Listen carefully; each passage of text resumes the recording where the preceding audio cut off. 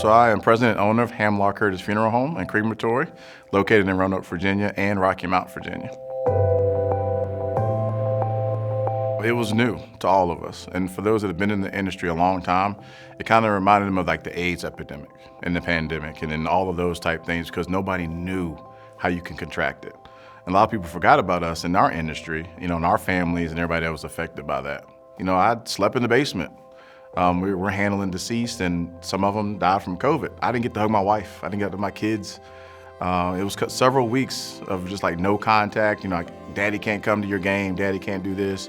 And that's painful. It was one of the things that kind of just scared everybody. The unknown is scary, or it can be scary. We buried a family where their husband and the wife died within 12 hours of each other. We buried babies, that were 1 year old, 3 years old, stillborns due to COVID. Some families had to make health and life choices. There was a pregnant lady that we unfortunately had to serve where she had to make a decision, either her or her baby. And of course, they made a decision where they saved her life, but the baby died. This pandemic has changed our way of living and way of death care tremendously. You had some that were, I also serve as our state president for our association. So I got to meet and talk to a lot of people all across the country. There were funeral homes and funeral directors that were burned out and quit. That's how bad it got. Some funeral homes just couldn't handle the number of cases that they were doing. They were used to doing a smaller number in their regions, in their areas. We were working 20-hour days. You barely saw your family. It was just one of those things where you just didn't know day to day how this was going. As soon as you serve one family, here's another one, and here's another one, and here's another one.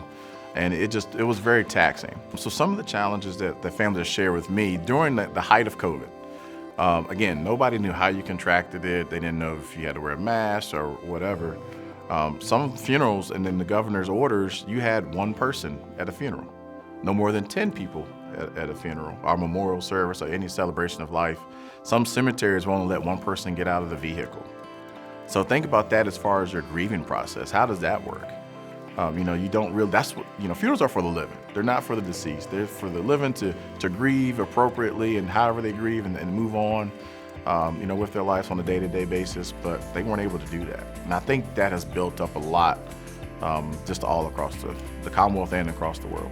But I know for a fact there have been several people in our death care industry that have suffered severe mental health due to COVID and serving families and seeing everything that we see on the day in, day out basis.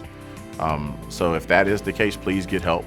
It doesn't hurt to get help, especially to brown and black people that look like me. I would encourage you, please go and see somebody. Unfortunately, we don't go as often as others, but I have seen a very big uptick in that.